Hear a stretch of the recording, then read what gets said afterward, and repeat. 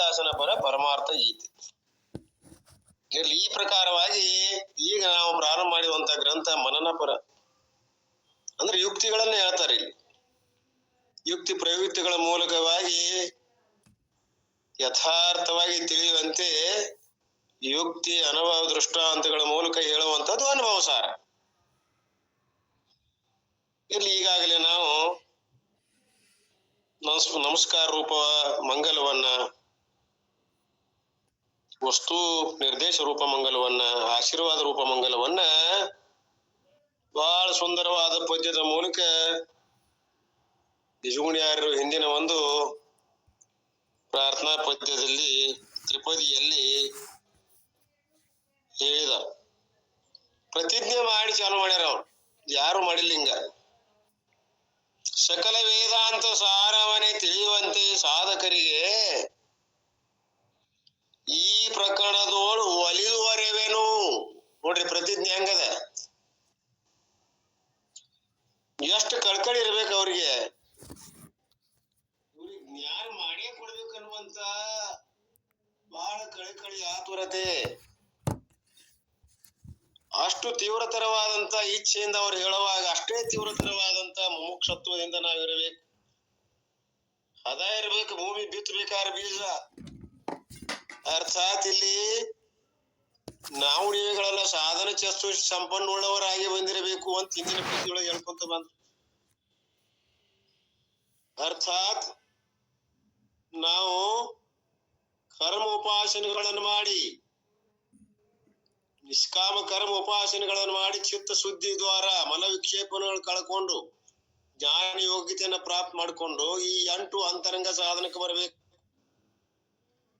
ಅರ್ಥಾತ್ ಬಹಿರಂಗ ಸಾಧನೆಗಳನ್ನ ಮುಗಿಸಿಕೊಂಡಿರ್ಬೇಕು. ಕೃತೋಪಾಸ್ತಿಯಾಗಿರ್ಬೇಕು. ಅಕೃತೋಪಾಸ್ತಿ ಆದ್ರೆ ಇದು ತಿಳಿಯುವುದಿಲ್ಲ, ಬಹಳ ಸೂಕ್ಷ್ಮ ಇರುವುದರಿಂದ ಆ ಅಂತರಂಗ ಸಾಧನೆಗಳು ಯಾವು ಅವನು ಹೆಂಗ ಮಾಡ್ಕೊಂಡ್ ಬಂದಿರ್ಬೇಕು. ನಾವು ವಿವೇಕ, ವೈರಾಗ್ಯ, ಸಟ್ ಸಂಪತ್ತಿ, ಮುಮುಕ್ಷತ್ವ, ಶ್ರವಣ, ಮನನ, ನಿಧಿಧ್ಯಾಸನ, ತತ್ವಂ ಪದದ ಶೋಧನೆ, ಇವು 8 ಅಂತರಂಗ ಸಾಧನೆಗಳನ್ನ ನಾವು ಬೆಳೆಸಿಕೋಬೇಕು. ಈಗಾಗಲೇ ಬಹಿರಂಗ ಸಾಧನೆಗಳನ್ನ ಮುಗಿಸಿಕೊಂಡು ನಾವು ಬಂದೀವಿ. ಕರ್ಮೋಪಾಸಿಗಳನ್ನ ನಿಷ್ಕಾಮದಾನ ಮಾಡಿ ಬಲ ವಿಕ್ಷೇಪಗಳನ್ನು ಕಳ್ಕೊಂಡು ಬಂದೀವಿ ಈಗ ನಾವು.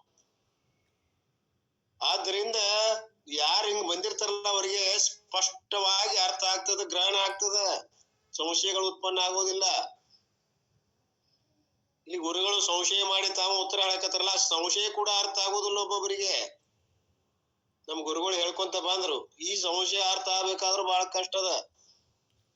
ಅವು ಜ್ಞಾನಿಗಳಿಗೆ ಅವು ಪ್ರಶ್ನೆಗಳು ಹುಟ್ಟಿಸಿ ಅವುಗಳನ್ನ ನಮ್ಮಲ್ಲಿ ಕ್ರಿಯೇಷನ್ ಮಾಡ್ತಾರೆ. ಪ್ರೇರಣೆಯನ್ನು ಉಂಟು ಮಾಡಿ ನಮ್ಮಲ್ಲಿ ಕಡ್ಡಿ ಒಮ್ಮೆ ಕೊರದ್ರೆ ಹತ್ತುದಿಲ್ಲದು. ಪದೇ ಪದೇ ಪದೇ ಗೀಚಿದಾಗ ಒಮ್ಮೆ ಚೊರ್ರ ಅಂತ ಹತ್ತು. ಹಾಗೆ ಕಾವು ಮಾಡಾಕ್ತಾರ ನಮ್ಮನ್ನು. ಇರ್ಲಿ, ಹೀಗೆ ನಾವು ಈಗಾಗಲೇ 5 ಪದ್ಯಗಳ ಪರ್ಯಂತರವಾಗಿ ಮುಗಿಸಿ 6ನೇ ಪದ್ಯಕ್ಕೆ ಬಂದೀವಿ. ಅದನ್ನಂತ ನೋಡ್ರಿ. ಶ್ರುತಿಯನ್ನೇ ಸ್ಮರಿಸಿ ಬೇದ ಅತಿಶಯದ ಋಷಿ ವಾಕ್ಯ ಸ್ಮೃತಿಯನಿಸಿ ಲೋಕದೊಳು ಸೇವೆವೆನಿಸಲ ಶ್ರುತಿಯೇ ಪ್ರಮಾಣ ವಕೀಳರ್ಗೆ. ಈಜು ಮಾತು. ಅದರೋಳುತ್ತರವಾಗಿ ಅದು ತಾನೇ ಉಪನಿಷತ್, ಅದರಿಂದೇ ಮುಕ್ತಿ ಯೌದು ವಿದ್ಯಾ ತತ್ವ ವದರೋಳೆಯುವುದಾದ ಕಥದಿಂದ. ಅವಕಾಶ ಇರಬೇಕು. ಅರ್ಥ ಮಾಡ್ಕೊಂಡು ಹೋದ್ರೆ ಬಹಳ ಆನಂದ ಆಗ್ತದೆ. ತನ್ನ ನಾದಿಯ ವಿದ್ಯೆಯಂ ನಾಡೆ ಗಡಿಸಿ ಪರಮೋನ್ನತಿಯ ನೈದಿಸುವ ಕಾರಣಂ ವಿದ್ಯೆಗನ್ಯವೆಸೋಪನಿಷದ.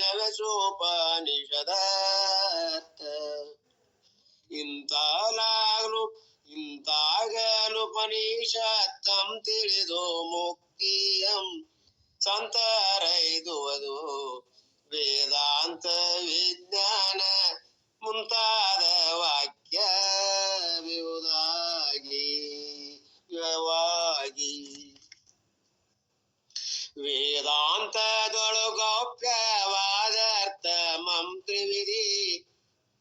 ಅಲ್ಲಿ ಗುನ್ಗುನ್ ಮಾಡ್ಕೊಂತೀರಿ. ವೇದಾಂತದೊಳಗೌಪ್ಯವಾದಾರ್ಥ ಮಂತ್ರಿವಿಧಿ ಯಾದಿ ಪ್ರಕರಣವನೇ ಮಾಳ್ಪೇನಾತ್ಮಜ್ಞಾನಾಧಾರದಳಾಲೀಸುವ ಪಾಂಗು ಕುಂದದನುಭವಸಾರ ವ್ಯಂದಿದಕ್ಕೆ ಪೆಸರನಾನಂದದಿಂದಾತ್ಮ ಇದರಿಡಲು ಪೇಳ್ವೇನೊಲವಿಂದೆ ಸಾಧಕರೋ ತಿಳಿಯುವಂತೆ. ಇಲ್ಲಿವರೆಗೆ ಆಯ್ತು. ಇನ್ನೊಂದಾಗ್ಯದ, ಬಾಧೆಗೊಳಿಸುವ ಪೂರ್ವ ಸಾಧನಗಳಲ್ಲಿ ಬೋಧಿಪುದನುಳಿದೆ ನಾವು ಮುನ್ನವೇ ಮರಸದಿದರೆಯೊಳಪ್ಪೋತ್ಯವಾಗಿ ಇಲ್ಲಿಯ ಪ್ರಯೋಜನ ಸಲ್ಲಲಿತದಾತ್ಮ ಸುಖ ಇಲ್ಲಿ ಜೀವೇಶ ರೇಖತ್ವವಧು ವಿಷಯವಿಲ್ಲಿ ಸಚ್ಚಿಷ್ಯಾನಧಿಕಾರಿ. ಹೀಗೆ 7 ಪದ್ಯಗಳ ಪರ್ಯಂತರವಾಗಿ ನಾವು ಒಂದು ದಾಟಿ ಮೂಲಕ ಅರ್ಥ ಆಗುವ ಹಾಗೆ, ಬಹಳ ರಾಗನೂ ಇಲ್ಲ, ನಮಗೆ ತಿಳಿಯುವಾದಂತ ರಾಗ ಅರ್ಥ ನಮಗಾಗಿರ್ಬೇಕು. ಅದ್ರಾಗ ಒಂದ್ ಸ್ವಲ್ಪ ಆನಂದನೂ ಆಗಿರ ಇರ್ಲಿ. ಇಲ್ಲಿವರೆಗೆ ನಾವು 7 ಪದ್ಯಗಳ ಪರ್ಯಂತರವಾಗಿ ಪೂರ್ವ ಸಾಧನೆಗಳನ್ನ ಹೇಳಿದ್ರು. ಈಗ ಅವ್ರು ಏನ್ ಹೇಳಿದ್ರು, ಹೇಳಿದ ನಂತರ ಉತ್ತರ ಸಾಧನವಾದ ಜ್ಞಾನದ ಅವಸ್ಥೆ ಹೇಳುತ್ತೇನೆಂದು ತೋರಿಸುತ್ತಾರೆ. ಪೂರ್ವ ಸಾಧನೆಗಳು ಈಗಾಗಲೇ ನಾವು ಮಾಡ್ಕೊಂಡ್ ಬಂದೀವಿ ಅಂದೇನೋ. ಅವರೆಲ್ಲಾ ಪ್ರಶ್ನೆ ಉತ್ತರ ಮಾಡ್ಕೊಂತ ಬಂದ್ರು, ಶಂಕಾ ಸಮಾಧಾನ ಹೇಳ್ಕೊಂತ ಬಂದೀವಿ ಮುಂಜಾನೆ.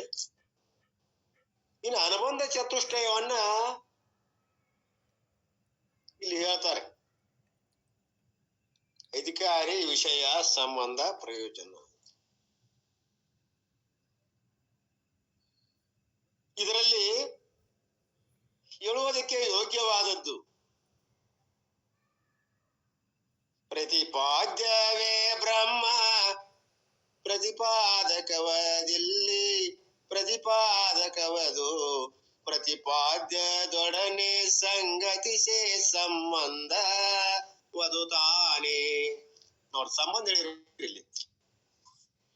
ಇಲ್ಲಿ ಇದರಲ್ಲಿ ಹೇಳುವುದಕ್ಕೆ ಯೋಗ್ಯವಾದದ್ದು. ಪ್ರತಿಪಾದ್ಯ ಅಂದ್ರ ಯಾವ್ದು ಯೋಗ್ಯದ ಹೇಳಲಿಕ್ಕೆ? ನಾವ್ ಎದರ ಕುರಿತು ಹೊಂಟೀವಿ? ಮೂಲ ನಮ್ಮ ಸ್ವರೂಪದ ಬಗ್ಗೆ ಅಭ್ಯಾಸ ಮಾಡಾಕತ್ತೀವಿ. ಅದೇ ಬ್ರಹ್ಮ, ಅದನ್ನ ಹೇಳಲಿಕ್ಕೆ ಹೊಂಟೀವಿ. ಪ್ರತಿಪಾದ್ಯ ಪರಬ್ರಹ್ಮ. ಯೋಗ್ಯವಾದದ್ದು ಯಾವುದು? ಬ್ರಹ್ಮ ಪರಬ್ರಹ್ಮವಾಗಿರುವುದು. ಪ್ರತಿಪಾದಕವು ಹೇಳುವಂತಹದ್ದು, ಈ ಗ್ರಂಥ ಹೇಳುವಂತಹದ್ದು. ಪ್ರತಿಪಾದ್ಯ ಅಂದ್ರ ಬ್ರಹ್ಮವನ್ನ ಹೇಳುವಂತದ್ದು ಯಾವುದು? ಪ್ರತಿಪಾದನೆ ಮಾಡ್ತಕ್ಕಂತ ವಿಷಯ ಯಾವುದು? ಆ ವಿಷಯ ಗ್ರಂಥ. ವಿಷಯಕ್ಕೆ ಸಂಬಂಧಪಟ್ಟಂತ ಗ್ರಂಥ ಯಾವುದು ಅಂದ್ರೆ ಇಲ್ಲ ಅನುಭವ ಸಾರ. ಗ್ರಂಥವನ್ನ ಪ್ರತಿಪಾದ್ಯದೊಡನೆ ಪೂರ್ಣ ಪರಬ್ರಹ್ಮದೊಡನೆ ಸಂಗತಿಸಿ ಪೂರ್ಣ ಪರಬ್ರಹ್ಮದೊಡನೆ ಕೂಡಿಸಲು ಅದು ತಾನೇ ಸಂಬಂಧವು. ಅದ ಸಂಬಂಧ. ಯಾವ ಸಂಬಂಧ? ಸೂತ್ರೀಯ ಸಂಬಂಧ. ಗುರುಗಳು ಹೇಳಿದಂತ ಮಾತುಗಳನ್ನ ಪ್ರತಿಪಾದ್ಯ ಅಂದ್ರ ಯಾವ ವಿಷಯದಲ್ಲ ಮೂಲ ಬ್ರಹ್ಮ ವಸ್ತುವಿನ ಬಗ್ಗೆ ಇರುವಂತ ಆ ಗ್ರಂಥ, ಅದನ್ನ ಪ್ರತಿಪಾದನೆ ಮಾಡ್ತಕ್ಕಂತ ವಿಷಯ ಯಾವುದು? ಗ್ರಂಥ ಯಾವುದು? ಈ ಅನುಭವ ಸಾರ ಪ್ರತಿಪಾದನೆ ಮಾಡ್ಲಿಕ್ಕೆ ಯೋಗ್ಯವಾದಂತ ಗ್ರಂಥ ಪ್ರತಿಪಾದಕ, ಅದು ಅನುಭವ ಸಾರ. ಪ್ರತಿಪಾದ್ಯ ಅಂದ್ರೆ ಹೇಳುವಂತ ವಸ್ತು ಯಾವುದು? ಬ್ರಹ್ಮ. ಈ ಬ್ರಹ್ಮ ಮತ್ತು ಆ ಗ್ರಂಥದೊಳಗಿರುವಂತ ಸಂಬಂಧ ಪ್ರತಿಪಾದಕ, ಪ್ರತಿಪಾದ್ಯ ಸಂಬಂಧ. ಇಲ್ಲಿ ಸಂಬಂಧಗಳು ಅನೇಕ ಅದಾವ. ಯಾವ? ಪ್ರತಿಪಾದ್ಯ ಪ್ರತಿಪಾದಕ ಭಾವ ಸಂಬಂಧ, ಕರ್ತೃ ಕರ್ತವ್ಯ ಭಾವ ಸಂಬಂಧ, ಪ್ರಾಪ್ಯ ಪ್ರಾಪಕ ಭಾವ ಸಂಬಂಧ, ಜನ್ಯ ಜನಕ ಭಾವ ಸಂಬಂಧ, ಬಹಳ ಅದಾವ. ಇದನ್ನ ಮಿಗಿಲಾಗಿ ಮತ್ತು ಸ್ವಗತ ಸಜಾತಿ ವಿಜಾತಿ ಸಂಬಂಧಗಳು ಅದಾವ. ಇಲ್ಲಿ ನಾವು ಹೇಳಕ್ ಹೊರಟದ್ದು ಗ್ರಂಥಕ್ಕ ನಮಗಿರುವಂತ ಸಂಬಂಧ. ಪ್ರತಿಪಾದ್ಯ ಪ್ರತಿಪಾದಕ ವಿಷಯ ಸಂಬಂಧ. ಉಳಿದ ಸಂಬಂಧಗಳು ಇರ್ಲಿ, ಚಾರ್ ಸಾಗರ ಓದಿದವ್ರಿಗೆಲ್ಲ ಆ ಸಂಬಂಧಗಳು ಮನದಟ್ಟದಾವ್. ನಮಗೆ ಯಾವ್ದು ಇಲ್ಲಿ ಬೇಕಾಗ್ಯದ? ಪ್ರತಿಪಾದ್ಯ ಪ್ರತಿಪಾದಕ ಭಾವ ಸಂಬಂಧ.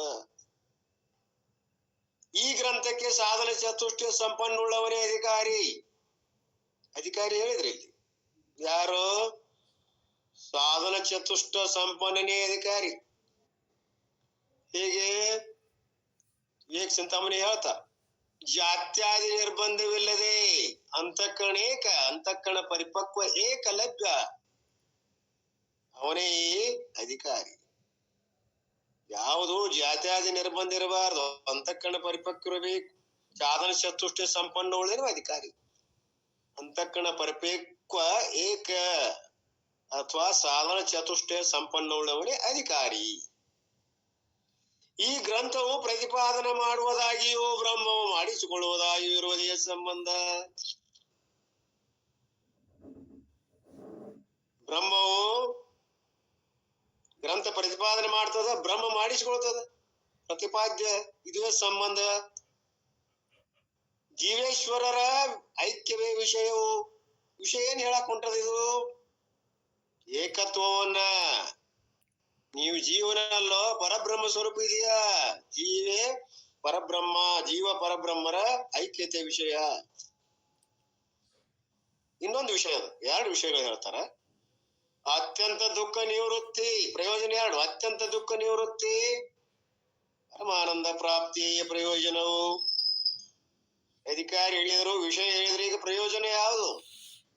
ಅತ್ಯಂತ ದುಃಖ ನಿವೃತ್ತಿ, ಪರಮಾನಂದ ಪ್ರಾಪ್ತಿ ಪ್ರಯೋಜನ. ಈ ನಾಲ್ಕಕ್ಕೂ ಅನುಬಂಧ ಚತುಷ್ಟಯ ಒಂದು ಕರೆಯುತ್ತಾರೆ. ನೋಡ್ರಿ, ಅನುಬಂಧ ಸಂಬಂಧದ ಒಂದಕ್ಕೊಂದು. ಅನುಬಂಧ ಅಂದ್ರೆ ಈ ನಾಲ್ಕು ಒಂದಕ್ಕೊಂದು ಅಗಲದಿರುವುದರಿಂದ ಅನುಬಂಧ ಹೆಸರು ಬಂದಿರುವುದು. ಅಗಲಿಕೆ ಇಲ್ಲ, ಇಲ್ಲ ಒಂದನ್ನು ಬಿಟ್ಟು ಇನ್ನೊಂದಿಲ್ಲ. ಒಂದ್ ಎಳಿ ಜಗ್ಗಿದ್ರೆ ಹೆಂಗ್ ಬರ್ತಾವ, ಇವು ನಾಲ್ಕು ಬಂದ್ಬಿಡು. ಇದಕ್ಕೆ ಮಂಗಳದಲ್ಲಿ ಹೇಳಿದ ವೀರ ಶೈವ ಭೋಜನವತಾರೆಯ ಬೋರ್ಡಿನ ದೃಷ್ಟಾಂತ ನೆನಪಿ ತಂದುಕೊಳ್ಳಬೇಕು. ಮಂಗಳ ಪದ್ಯೊಳಗೆ ಹೇಳ್ಕೊಂಡು ಬಂದಾರ ಅವ್ರು, ನಾಮದಾರ ಗುರುಗಳೇ. ಒಂದು ಹೋಟೆಲ್ಗೆ ಹೋದ್ರೆ ಅಲ್ಲಿರ್ತಕ್ಕಂಥ ನಾಲ್ಕನು ಹೇಳ್ಬಹುದಲ್ಲ ಅಧಿಕಾರಿ ವಿಷಯ. ಹಸದು ಹೋಗಿರ್ತಾನ ಹೋಟೆಲ್ಕ, ಅಧಿಕಾರಿ ಹಸದೈತ ಅವನು ಹೊಟ್ಟಿ, ಯಾವ್ದ್ರ ಹೋಟೆಲ್ ಹುಡುಕ್ತಾನ. ಅಲ್ಲಿ ಒಳಗ್ ಹೋದ ನಂತರ ತನಗೆ ಬೇಕಾದಂತ ವಿಷಯ ಅದು ಪಟ್ಟು ತುಂಬಲಿಕ್ಕೆ ಬೇಕಾದಂತ ಅಲ್ಲಿ ಕೆಲವೊಂದು ಭಕ್ಷ್ಯಗಳನ್ನ ಮಾಡಿರ್ತಾರ. ಇಡ್ಲಿ, ಸಾಂಬಾರ, ಶಿರಾ, ಅದು ವಿಷಯ. ಸಂಬಂಧ ಅಂದ್ರ ಅವನ ಮತ್ತು ಆ ಇವ್ರ ನಡುವಿರುವಂತ ಸಂಬಂಧ. ದುಡ್ಡು ಕೊಡ್ಬೇಕಲ್ಲ, ಹಂಗ ಅಧಿಕಾರಿ ಇದ್ರ ಅಲ್ಲಿ ದುಡ್ಡು ಕೊಟ್ಟಾಗ ವ್ಯವಹಾರ ನಡೀತೈತಿ. ಅವ್ರಿಗೆ ಹೇಳಿರುವಂತ ಸಂಬಂಧ. ವಿಷಯ ಆತು, ಅಧಿಕಾರಿ ಆತು, ವಿಷಯ ಸಂಬಂಧ. ಪ್ರಯೋಜನ ಏನು? ಉಂಡ ಕುರಿ ಬಾಜಿನೋ ದ್ವಾಸಿನೋ ತಿಂದ ಆರಾಮನಿಸ್ತು, ತೃಪ್ತಿ ಆಯ್ತು. ಆ ತೃಪ್ತಿನೇ ಪ್ರಯೋಜನ.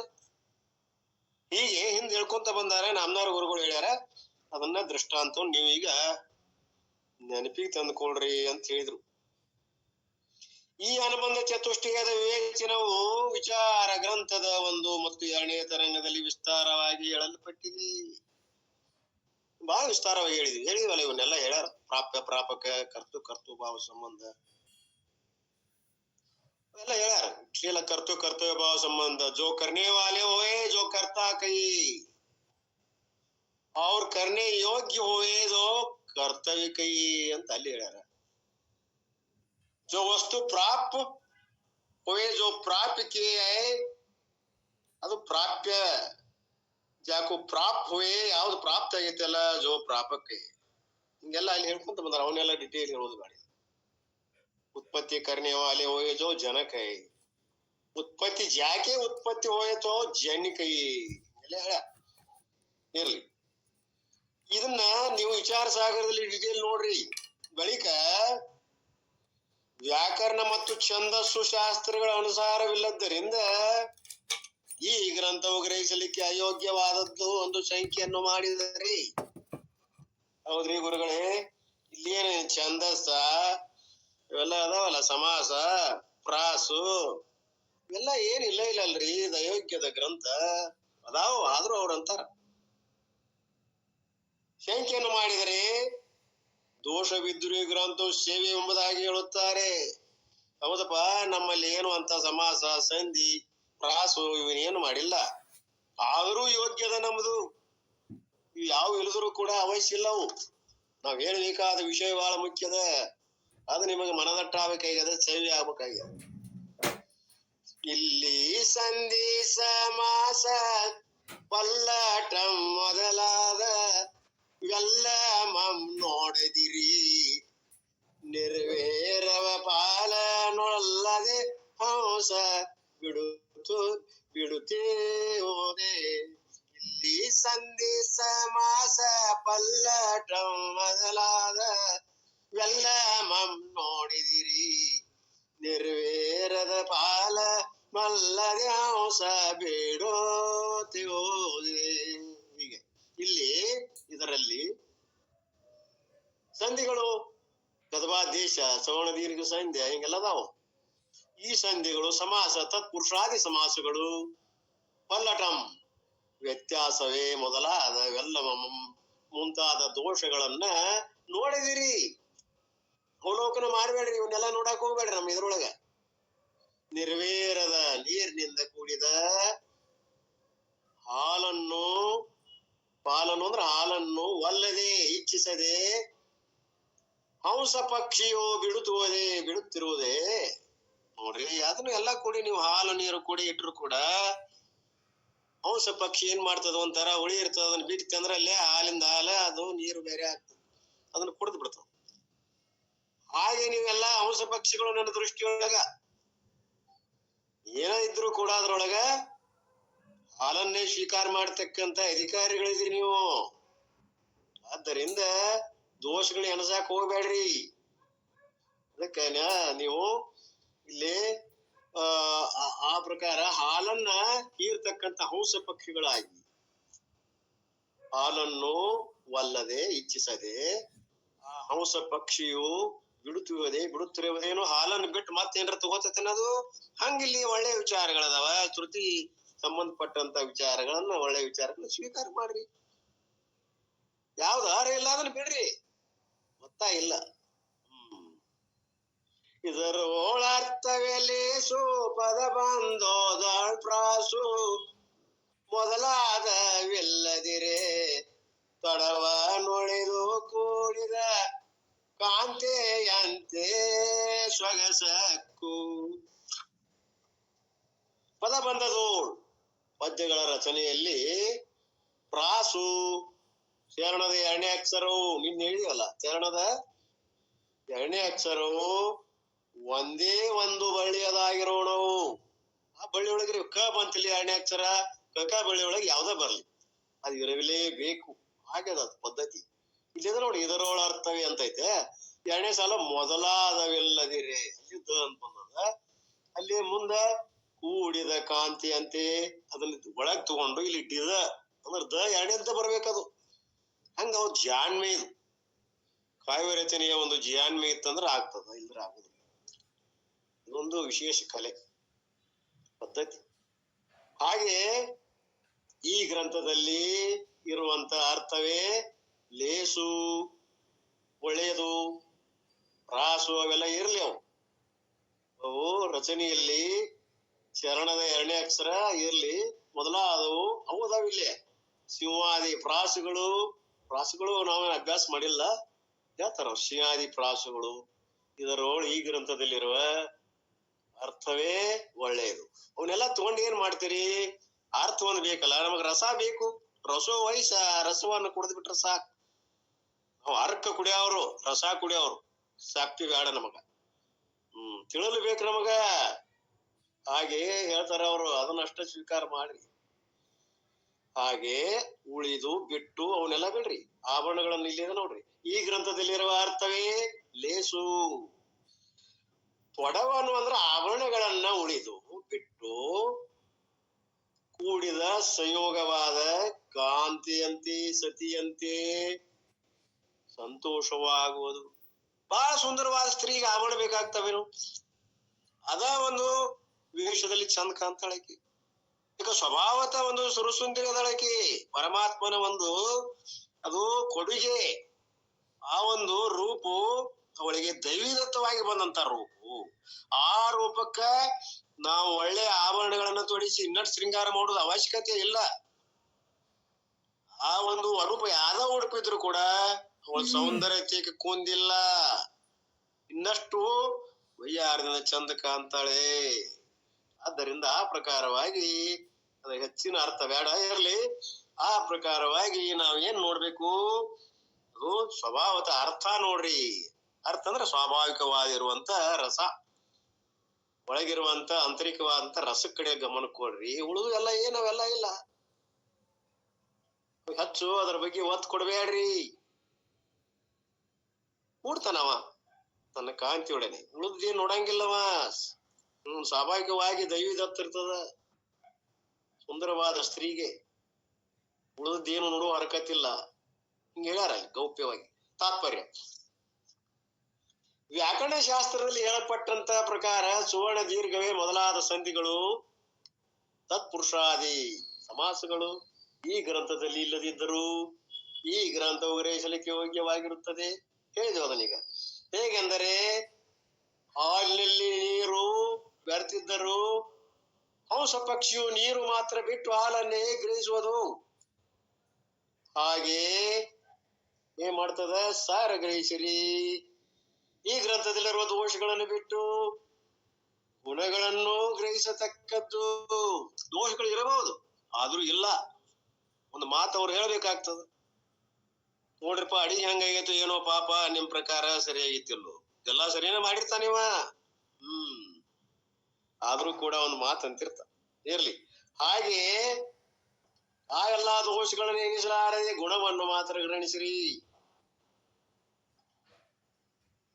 ಛಂದಶಾಸ್ತ್ರದ ಪ್ರಕಾರ ತ್ರಿಪದಿ ಕೂಡಿಕೆ ಕವಿತೆಯ ಚರಣಗಳನ್ನ ನಿರ್ಮಾಣ ಮಾಡುವ ಕಾಲಕ್ಕೆ ಕೆಲವು ನಿಯಮಗಳುಂಟು. ಅವು ಯಾವುವು ಅಂದ್ರೆ, ಮೊದಲನೇ ಎರಡನೇ ಚರಣಗಳಲ್ಲಿ 4 ಗುಣಗಳು, 3ನೇ ಚರಣದಲ್ಲಿ 3 ಗುಣಗಳು ಇರಬೇಕು. ಪದ್ಧತಿ ಅದ.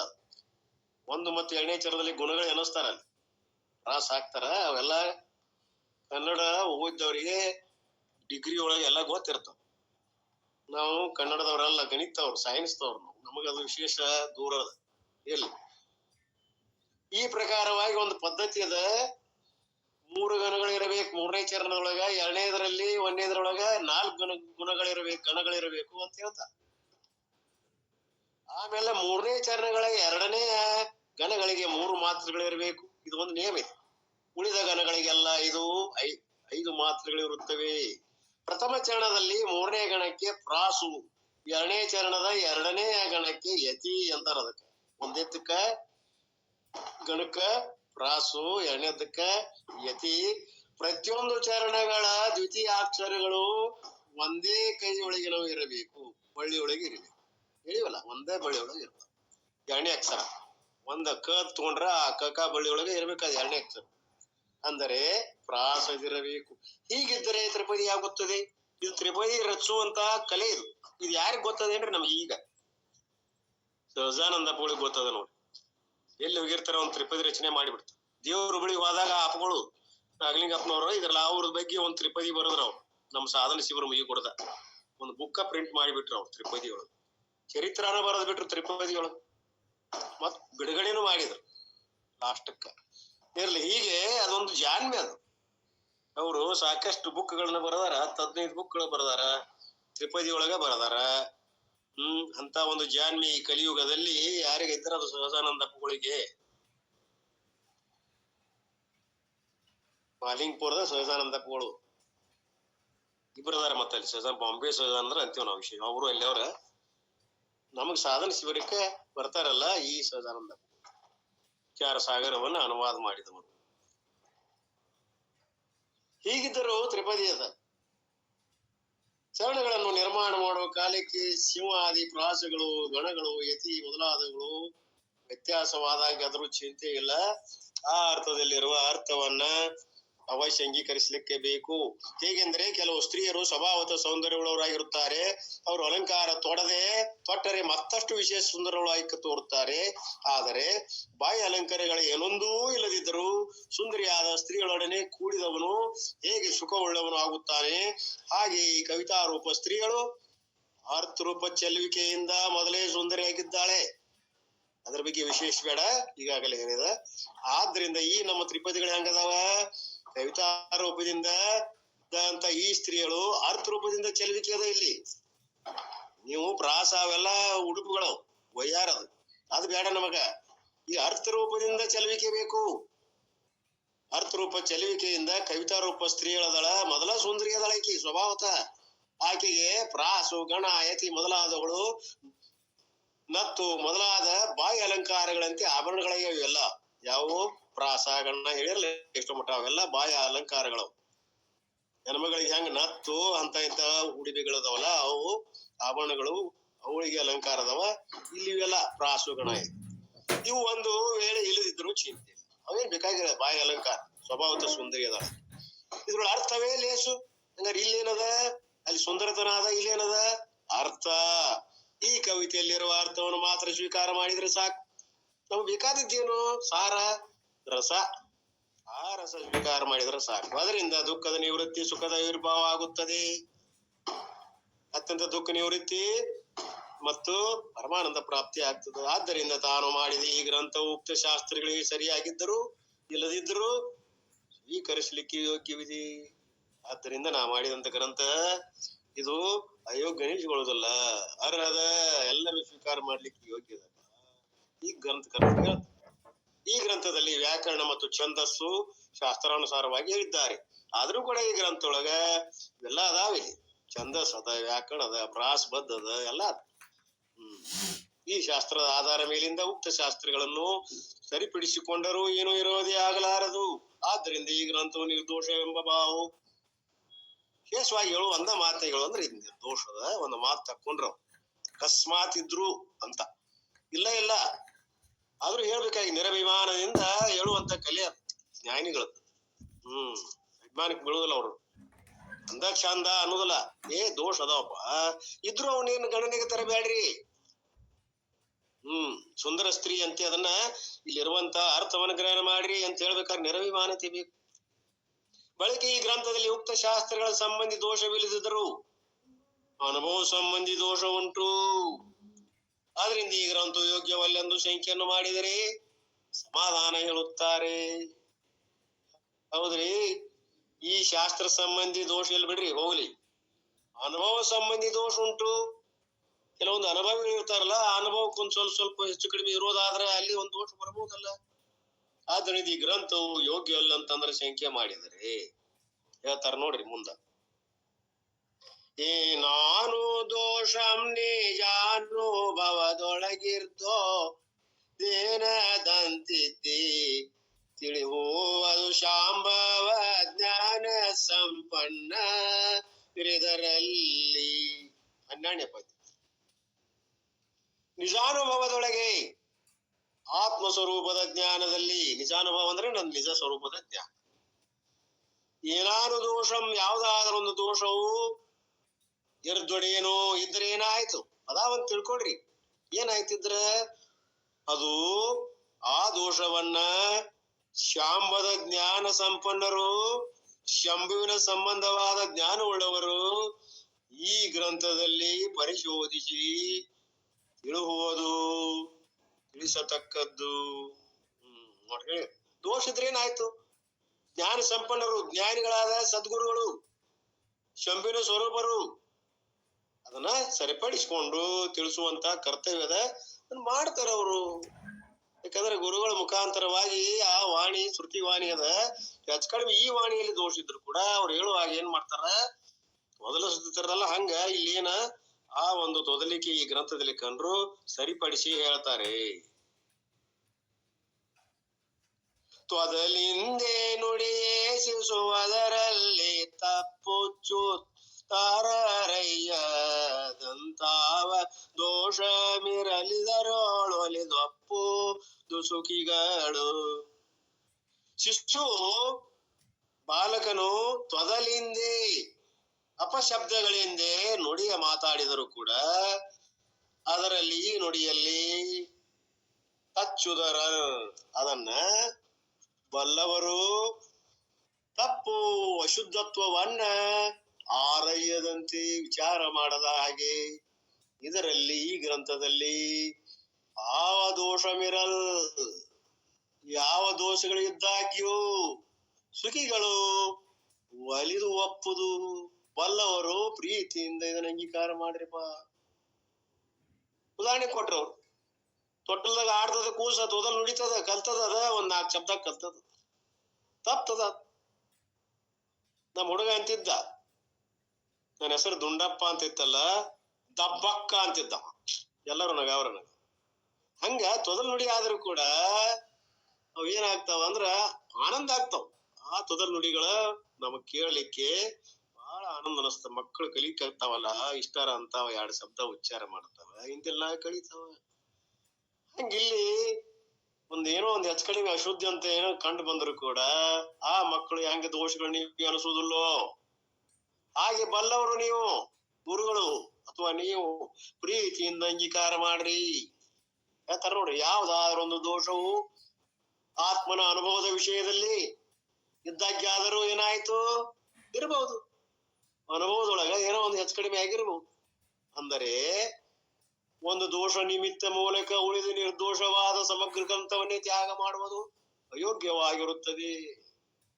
ನೋಡಪ್ಪ, ಏನೋ ಒಂದ್ ಸ್ವಲ್ಪ ಸಣ್ಣ ಹಳ್ಳದ ಊಟ ಮಾಡುವಾಗ ಬಂತು, ಇಡೀ ಎಡಿನ ತೆಗೆದು ಹೋಗಿತೀವನು, ಆ ಹಳ ತೆಗೆದು ಹೋಗೋದು ಮಾತ್ರ ಊಟ ಮಾಡ್ತೀವಿ. ಹಾಗೆ ಒಂದು ದೋಷದಪ್ಪ ಅನುಭವದೊಳಗಂದ್ರೆ ಇಡೀ ಗ್ರಂಥ ತೆಗೆದು ಹೋಗದ ಬಿಡೋದನು ಇಲ್ಲ, ಅಯೋಗ್ಯವಾಗಿರುತ್ತದೆ. ಶುಭ್ರವಾದ ಬಹು ಬೆಲೆಯ ವಸ್ತ್ರಕ್ಕೆ ಕಿಂಚಿತ್ ಮಲಿನತ್ವದ ನಿಮಿತ್ತ ಆ ವಸ್ತ್ರವನ್ನೇ ತ್ಯಜಿಸಬೇಕಾಗುವುದು ಇಲ್ಲ. ಸ್ವಲ್ಪ ಏನೋ ಆಯ್ತಪ್ಪ ಆ ವಸ್ತ್ರಕ್ಕ ಕಿಂಚಿತ್ತ ಒಂದ್ ಸ್ವಲ್ಪ ಮಲಿನತೆ ಆಯ್ತು, ಅದನ್ನೇನ್ ಮಾಡ್ತೀವಿ, ಡಿಟರ್ಜೆಂಟ್ ಹಾಕಿ ಮತ್ತ ಆ ಕಲಿಯನ್ನು ತೆಗೆದು ಉಪಯೋಗ ಮಾಡ್ತೀವಿ. ಹಂಗೇನೋ ಒಗದ್ ಬಿಡ್ತೇವೆ ನತ್ತು ಕಲಿಯದ ಅಂತ ಇಲ್ಲ, ಕಲೆಗೆ ತಕ್ಕದ ಅಂತ ಔಷಧಿ ಅದಾವ, ಅದನ್ನ ಹಚ್ಚಿ ನಾವು ಮತ್ ಸರಿ ಮಾಡಿಕೊಂಡ ಧರಿಸ್ತೀವಿ. ಹಾಗೆ ಇಲ್ಲೇನೋ ಒಂದು ಇದ್ರು ಕೂಡ ಅನುಭವ ವಿಷಯದೊಳಗ ತಾವು ಜ್ಞಾನ ಬಾಂಧವರು ಆ ದೋಷವನ್ನ ತೆಗೆದುಹಾಕಿ ನಿರ್ದೋಷವಾದಂತ ಸಿದ್ಧಾಂತವನ್ನೇ ನೀವು ಹೇಳ್ರಿ ಸಾಧಕರಿಗೆ. ಆದ್ದರಿಂದ ಈ ಗ್ರಂಥ ಯೋಗ್ಯದ ಮತ್ತು ಕೂಸು ತಾಯಿ ತಂದೆಗಳನ್ನು ಕುರಿತು ತೊದಲು ನುಡಿಯಿಂದ ನುಡಿದಾಗ್ಯಾದರೂ, ಅಂದರೆ ಮಗು ಅಶುದ್ಧ ನುಡಿಯುತ್ತದೆ ಎಂದು ತಿಳಿದಾಗ್ಯಾದರೂ ಕೂಡ ಪುತ್ರ ಪ್ರೇಮದಿಂದ ಆ ವಾಕ್ಯ ದೋಷಗಳನ್ನು ನೆನೆಸದೆ ಆ ವಾಕ್ಯಗಳನ್ನು ಕೇಳಿ ಉಲ್ಲಾಸಗೊಂಡು ಕೂಸನ್ನು ಎತ್ತಿ ಮುದ್ದಾಡಿ ಹೇಗೆ ಪ್ರೀತಿಸುವರು. ನೋಡಿ, ಎಷ್ಟು ಪ್ರೀತಿ ಮಾಡ್ತೀವಿ, ಅದು ಅನ್ನಕ್ ಬಂತಂತೇಳಿ ಎಷ್ಟು ಖುಷಿ ಆಗ್ತದ, ಬಿಗದ ಹಪ್ತೇವಿ, ಮುದ್ದು ಕೊಡ್ತೀವಿ. ಹಾಗೆ ಜ್ಞಾನಿಗಳಿಗೆ ನಾನೊಬ್ಬ ಮಗನು ಆಗಿದ್ದೇನೆ. ಆದ್ದರಿಂದ ಈ ಗ್ರಂಥದಲ್ಲಿ ಶುದ್ಧ ವಾಕ್ಯಗಳನ್ನು ನುಡಿದಿರಬಹುದು, ಅವುಗಳನ್ನೇ ಕೇಳಿ ನನ್ನ ಗ್ರಂಥವನ್ನ ಕೊಂಡಾಡದೆ ಇರಲಾರೆಂದು ನಾನು ತಿಳಿಯುತ್ತೇನೆ. ನೋಡ್ರಿಪ್ಪ, ನಾನು ನಿಮ್ಮ ಮುಂದೆ ಬಹಳ ಚಿಕ್ಕವ, ನಾನು ನಿಮ್ಮ ಮಗ ಅಂತ ತಿಳ್ಕೊಳ್ರಿ. ಆದ್ರಿಂದ ಏನೋ ತಪ್ಪಿ ಏನೋ ತೊದಲು ನುಡಿ ಅಶುದ್ಧ ವಾಕ್ಯಗಳಾಗಿರ್ಬೋದು, ಅವನ್ ದೊಡ್ಡದು ಮಾಡಬೇಡ್ರಿ. ಆದ್ದರಿಂದ ಅದನ್ನು ತೆಗೆದುಹಾಕಿ ಅವ್ರು ಹೆಂಗ ಮುದ್ದು ಮಾಡ್ತಾರಲ್ಲ, ಮಕ್ಕಳು ತೊದಲು ನುಡಿಗಳಿದ್ರು ಕೂಡ ಹಂಗ ನೀವು ಮುದ್ದು ಮಾಡ್ರಿ, ಕೊಂಡಾಡ್ರಿ. ಆದ್ದರಿಂದ ಬಲ್ಲವರು ಈ ಗ್ರಂಥವನ್ನು ನೋಡಿ ಒಪ್ಪಬೇಕೇ ಹೊರತು ತಿರಸ್ಕಾರ ಮಾಡತಕ್ಕದ್ದಲ್ಲೆಂಬ ಮಾವು. ನೋಡ್ರಿ, ಬಲ್ಲವರು ನೀವು ಗುರುಗಳಾಗ್ಲಿ ಎಲ್ಲರೂ, ಅವ್ರು ಏನ್ ಮಾಡ್ತಾರ, ಅನುಭವಿಗಳಿರ್ತಾರ, ಅದನ್ನ ಮತ್ತೆ ಸರಿಯಾಗಿ ಸ್ವೀಕಾರ ಮಾಡಿ ಹೇಳುವಾಗ ಏನ್ ಮಾಡ್ತಾರ, ನಮಗ್ ಗ್ರಾಹ್ಯವಾಗುವಾಗೆ ಒಳ್ಳೆಯದನ್ನ ಅನುಭವವನ್ನು ಹೇಳ್ತಾರೆ. ಅನುಭವದಲ್ಲಿ ವ್ಯತ್ಯಾಸ ಆದ್ರೂ ಅದನ್ನ ಅನುಭವ ಸರಿಪಡಿಸಿ ಹೇಳ್ತಾರೆ. ಬಳಿಕ ಪೂರ್ವಿಕರಿಂದ ಮಾಡಲ್ಪಟ್ಟ ಗ್ರಂಥಗಳು ಚೆನ್ನಾಗಿ ಜ್ಞಾನ ಉಂಟು ಮಾಡಿಕೊಡುತ್ತಿರ್ಲಿಕ್ಕೆ ಇನ್ನ ಗ್ರಂಥವನ್ನು ಯಾರು ಗ್ರಹಿಸುವುದಿಲ್ಲ. ಆದ್ದರಿಂದ ನಿಷ್ಪ್ರಯೋಜನವಾಗಿದೆ ಎಂದು ಶಂಕೆಯನ್ನು ಮಾಡಿದರೆ ಆದರೂ ಪ್ರಯೋಜನವಾಗಿರುವುದೆಂದು ಹೇಳುತ್ತಾರೆ. ನೋಡ್ರಿ, ನೀವೆಷ್ಟು ಹೇಳಿರಿ ಬಿಡ್ರಿ, ಪೂರ್ವದಲ್ಲಿರ್ತಕ್ಕಂಥ ಎಷ್ಟೋ ಮಹಾತ್ಮರು ಎಂತೆಂಥ ಜ್ಞಾನಿಗಳು ಸಾಕಷ್ಟು ಗ್ರಂಥಗಳನ್ನು ಬರೋದು ಹೋಗದಾರ, ದಿಗ್ಗು ಗಟ್ಲೆ ಬಿದ್ದಾವ, ಅವು ಕೂಡ ಜ್ಞಾನ ಮಾಡಿ ಕೊಡ್ತಾವ. ಅವು ಸಾಕಷ್ಟು ಇರುವಾಗ ಈಗ ಇತ್ತಿತ್ತಲಾಗಿ ನೀವು ಬರೆದಂತ ಗ್ರಂಥ ಯಾ ಗಿಡದ ತಪ್ಪಲ್ರಿ, ಯಾರ ಗ್ರಹಿಸ್ತಾರ್ರಿ, ಅದಕ್ಕೆ ನಿಮ್ ಗ್ರಂಥ ನಿಷ್ಪ್ರಯೋಜಕ ಆಗ್ತದ ಅಂತ ಹೇಳಿ ಶಂಕ ಮಾಡಿದರೆ, ಆದರೂ ಪ್ರಯೋಜನವಾಗಿದೆ ಅಂತ ಹೇಳ್ತಾ. ಹೌದು, ನೀವು ಇಷ್ಟೆಲ್ಲ ಹೇಳ್ತೀರಲ್ಲ, ರಗಡ ಗ್ರಂಥಗಳು ಇರಲ್ಲ, 1000 ಇರಲಿ, ದಿಕ್ಕ ಇರಲಿ, ಆದ್ರೆ ನನ್ನ ಅಭಿಮಾನದಿಂದ ನಾ ಹೇಳ್ತೀನಿ, ಇದು ಪ್ರಯೋಜನ ಅದ ಹೇಳ್ತಾ ನೋಡಿ. ಯಾಕೆ ಅನ್ನೋದು ಮುಂದಿನ ಪದ್ಯದಲ್ಲಿ ಹೇಳ್ತಾರ. 14ನೇದ್ದು, ಮುನ್ನಿನ ತ್ರಿವಿಧಿ ಸ್ವಗಸಂ ನೀಡೋತಿರಲಿದೆ, ನನ್ನ ವಾಲಿಪುದು ನನ್ನ ದಾಲಿಪುದು, ಸಂಜೆಯಳು ಶಶಿಯ ಬೆಳು ಜೊನ್ನವಿರಲು ಸೊಳದಿಗೆಳಸರೆ. ಮುನ್ನಿನ ತ್ರಿವಿಧಿ ನೀಡುತ್ತಿರಲ್, ಮೊದಲಿನ ಗ್ರಂಥಗಳು ಸ್ವಗಸಂ ನೀಡುತ್ತಿರಲ್ಲ, ಆನಂದವನ್ನು ಕೊಡುತ್ತಿರ್ಲಕ್ಕಾಗಲಿ. ಇದೇನು ಎನ್ನದೇ ಆಲಿಪುದು ಈ ಗ್ರಂಥವು ಏತಕ್ಕೆಂದು ನುಡಿಯದೆ, ಯಾದಕ್ಕೆ ಬೇಕಂತೇಳಿ ನೀವು ನುಡಿಬೇಡ್ರಿಪ್ಪ, ಕೇಳತಕ್ಕದ್ದು. ಯಾಕೆ? ಉದಾಹರಣೆ ಕೊಡ್ತಾರ ನೋಡ್ರಿ, ಒಂದಂತ ಉದಾಹರಣೆ ಕೊಡ್ತಾರ ಪುಣ್ಯಾತ್ಮ.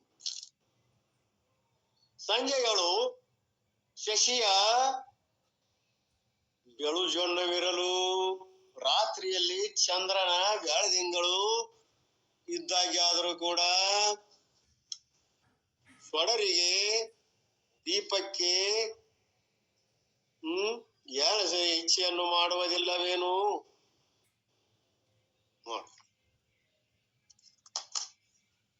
ಶಶಿ ಬೆಳದಿಂಗಳದ, ಚಂದ್ರನ ಬೆಳಕದ, ಬೆಳದಿಂಗ್ ಜೊನ್ನ ಅಂದ್ರ ಬೆಳು ಜೊನ್ನ ಅಂದ್ರ ಬೆಳದಿಂಗಳು, ರಾತ್ರಿ ಅದ, ಚಂದ್ರನ ಬೆಳದಿಂಗಳು ಬಿದ್ದದ, ಬಹಳ ತಂಪಾದ ಬೆಳದಿಂಗಳು ಇದ್ದಾಗ್ಯಾದರೂ ದೀಪಕ್ಕೆ ಇಚ್ಛೆಯನ್ನ ಮಾಡುವುದಿಲ್ಲವೇನು? ಅದೈತಂದ್ರು ಕೂಡ ನಾವು ದೀಪದ ಇಚ್ಛೆ ಮಾಡುವುದಿಲ್ಲೇನು? ತಾತ್ಪರ್ಯದೊಳಗೆ ಹೇಳ್ತಾರ ನೋಡ್ರಿ ಅದನ್ನ ಏನನ್ನು. ಪೂರ್ವಾಚಾರ್ಯರಿಂದ ಅಪರೋಕ್ಷ ಜ್ಞಾನ ಉಂಟು ಮಾಡಿ ಕೊಡುವಂತ ಉತ್ತಮೋತ್ತಮವಾದ ಅನೇಕ ಗ್ರಂಥಗಳುಂಟು, ಅದಾವ, ಇಲ್ಲ ಅನ್ನಂಗಿಲ್ಲ, ದಿಗ್ಗತ್ಲೆ ಅದಾವ.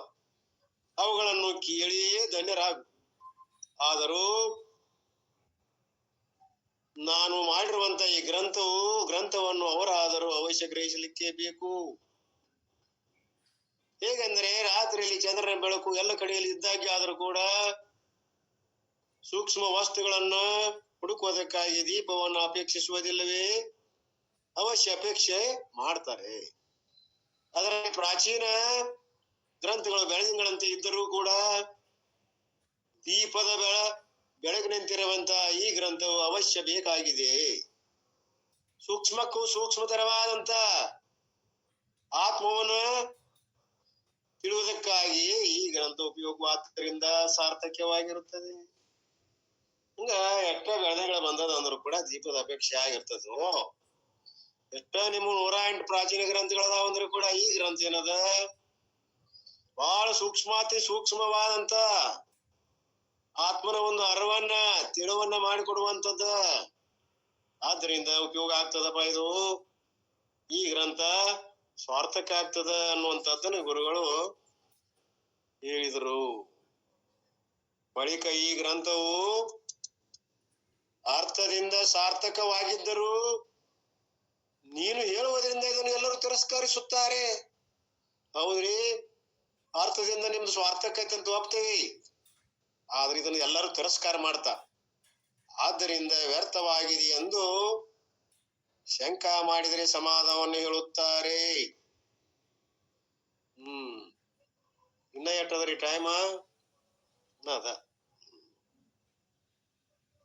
100 ಬಂದಿವ್ ನಾವು. 15ನೇ ಶ್ಲೋಕ ನೋಡ್ರಿ ಅಂತೀನಿ. ಶ್ರುತಿಯ ಸಂಸ್ಕೃತಿಯ ಸಮ್ಮತವಾದ ಕಥದಿನದ ನತಿಶಯಿಸಿ ಕೇಳುವ ಧರಿಸಿ ನೊಪ್ಪದಳು ಸಂಗತವಾದ ರಾಯ ಸದೋಲು. ಮುಂದಿನ ಹೋಗ್ತೀರಿ. ಗುರುಬೋಧೆ ಎಂಪರಾತ್ವರವಪ್ಪ ಚಿತ್ತು ತನ್ನಿರವೆಂದು ನಿಜವ ನರಿದ ನಿಜ ಗುಣ ಯೋಗಿ ವಿರಚಿಸದ ನಿಕೃತಿಯ ನಿಲ್ಲಿ. ಕೊನೆ ಪದ್ಯದು. ಈಗ 15ನೇ ಪದ್ಯ ನೋಡ್ರಿ. ಈ ಸೂತ್ರ ಮುಗೀತಿದು. ಇದೊಂದಾದ್ರ ಇನ್ನೆರಡು ಪದ್ಯಗಳದಾವ್ ನೋಡ್ರಿ, ಮುಗಿಸೇ ಬಿಡೋಣ. ಶ್ರುತಿಯ ಸಂಸ್ಕೃತಿಯ ಸಮ್ಮತವಾದ ಕಥದಿನದ. ಶ್ರುತಿ ಅಂದ್ರೆ ಇಲ್ಲಿ ಉಪನಿಷತ್ತುಗಳ, ಸಂಸ್ಕೃತಿ ಅಂದ್ರೆ ಗೀತಾದಿ ಸ್ಮೃತಿ ಗ್ರಂಥಗಳ. ಸಂಸ್ಕೃತಿ ಅದರಿಂದ ಮುಂದುವರೆದಂತ ಯಾವುದು? ಸ್ಮೃತಿಗಳು. ಶ್ರುತಿ ಅಲ್ಲ, ಸ್ಮೃತಿಗಳು. ಗೀತಾದಿ ಸ್ಮೃತಿ ಗ್ರಂಥಗಳು ಸಮ್ಮತವಾದಂತ ಪ್ರಮಾಣಕ್ಕೆ ಅನುಸರಿಸಿರುವ ಕಥದಿಂದ ಕಾರಣದಿಂದ ಈ ಗ್ರಂಥವನ್ನ ಅತಿಶಯಿಸಿ ಆತ್ಮಭಾರದಿಂದ, ಆತ್ಮ ಏನ್ರಿ ಅದು ಮುಗೀತಿಲ್ಲೇ, ಆತ್ಮ ಭರದಿಂದ ಕೇಳುವುದು, ಶ್ರವಣವನ್ನ ಮಾಡತಕ್ಕದ್ದು. ಅರಸಿನ ಒಪ್ಪದಳು ರಾಜನ ಸಭೆಯಿಂದ ಸಂಗತಮಾದ ಹೊರಡಿಸಿದ ರಾಯಸದ ಊಲು ಛತ್ರದ ಹಾಗೆ ರಾಜನ ಮುಖಿಮಿನಂತೆ. ನೋಡ್ರಿ, ಅದರ ಅರ್ಥ ಹೇಳ್ತಾರೆ ಇಲ್ಲಿ. ಅತ್ಯಾದರದಿಂದ ಅತಿ ಇಲ್ಲಿ ಇಲ್ಲೇ ಇಲ್ರಿ, ಅದು ಹೋಗೇ ಬಿಟ್ಟೈತಿ. ಮಾಡತಕ್ಕದ್ದು. ಹೌದೌದು. ಈ ಗ್ರಂಥವನ್ನ ಅತಿಶಯಿಸಿ ಅಂದ್ರ ಆತ್ಮ ಏನ್ರಿ ಅದು? ಅತಿ ಆದರದಿಂದ, ಆತ್ಮಬಲದಿಂದ ಕೇಳುವುದು. ಅತ್ಯಾದರದಿಂದ ಕರೆಕ್ಟ್ ಕರೆಕ್ಟ್. ಅತಿ ಆಧಾರದಿಂದ ಅಂತ. ಅತ್ಯಾಧಾರದಿಂದ ಅಂದ್ರ